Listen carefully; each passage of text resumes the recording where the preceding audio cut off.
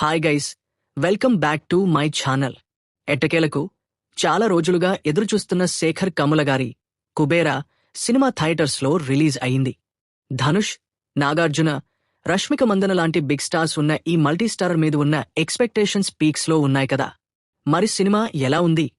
జనాల టాకేంటి? చూసొచ్చాక నాకేమనిపించిందో చూసేద్దాం. Let's get started. So guys, Kubera సినిమా చూసొచ్చాను. ఫస్ట్ ఆఫ్ ఆల్ చెప్పాలంటే ఇది శేఖర్ కమ్ముల గారి మార్క్ సినిమా. ఆయన సినిమాల్లో ఉండే ఆ సహజత్వం, ఎమోషన్స్, డెప్త్ ఈ సినిమాలో పుష్కలంగా ఉన్నాయి.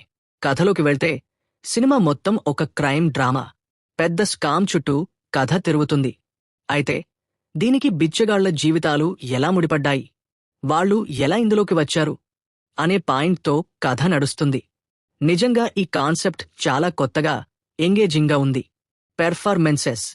ధనుష్ అన్న, ఓ మై గాడ్, ధనుష్ అన్న నటనకు హ్యాట్స్ ఆఫ్. ఒక బిచ్చగాడి పాత్రలో ఆయన ఒదిగిపోయిన తీరు అద్భుతం. ఆ బాడీ లాంగ్వేజ్, ఆ హావభావాలు, చిన్న చిన్న మూవ్మెంట్స్ ప్రతి సీన్లో జీవించేశారు.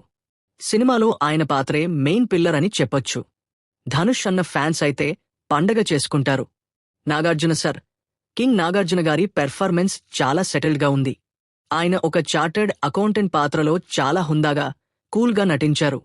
ఆయన డైలాగ్ డెలివరీ, స్క్రీన్ ప్రెజెన్స్ ఆ పాత్రకు తగ్గట్టుగా పర్ఫెక్ట్గా సూట్ అయ్యాయి. రష్మిక పాత్ర చాలా కీ రోల్ ప్లే చేస్తుంది. కథలో ఎమోషనల్ అండ్ స్ట్రాటజిక్ యాంగిల్స్ ఆమె పాత్ర ద్వారా చూపిస్తారు. చాలా అందంగా, నాచురల్గా కనిపించారు. మిగతా నటినటులు జిమ్ సర్భ నెగటివ్ రోల్లో ఆకట్టుకున్నారు. సాయాజీ షిండే, దలీప్ తాహిల్ లాంటి నటులు తమ పాత్రల్లో బాగా నటించారు. శేఖర్ కమ్ముల గారి డైరెక్షన్. శేఖర్ కమ్ముల గారు తన మార్క్ని ఈ సినిమాపై పూర్తిగా చూపించారు. క్రైమ్ డ్రామాను కూడా ఆయన స్టైల్లో చాలా ఎమోషనల్గా, రియలిస్టిక్గా తెరకెక్కించారు. టెక్నికల్గా చాలా స్ట్రాంగ్గా ఉంది డైరెక్షన్. టెక్నికల్ అంశాలు. Music. Devi Sri Prasad DSP music సినిమాకు చాలా ప్లస్ అయింది. ముఖ్యంగా పోయిరా మామ సాంగ్. దాని సిట్యుయేషన్ చాలా బాగా కనెక్ట్ అవుతుంది. బ్యాక్గ్రౌండ్ స్కోర్ కూడా సీన్స్ను ఎలివేట్ చేసింది. సినిమాటోగ్రఫీ, విజువల్స్ చాలా బాగున్నాయి.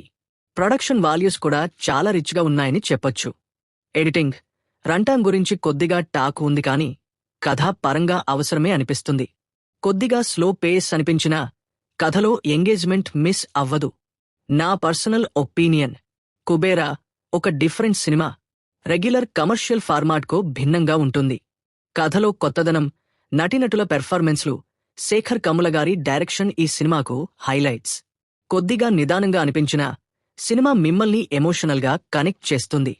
క్రైమ్, డ్రామా, ఎమోషన్స్ కలగలిపిన ఒక మంచి సినిమా చూడాలంటే కుబేరా బెస్ట్ చాయిస్. కుబేరా సినిమాని మీరు తప్పకుండా థియేటర్లో చూడొచ్చు.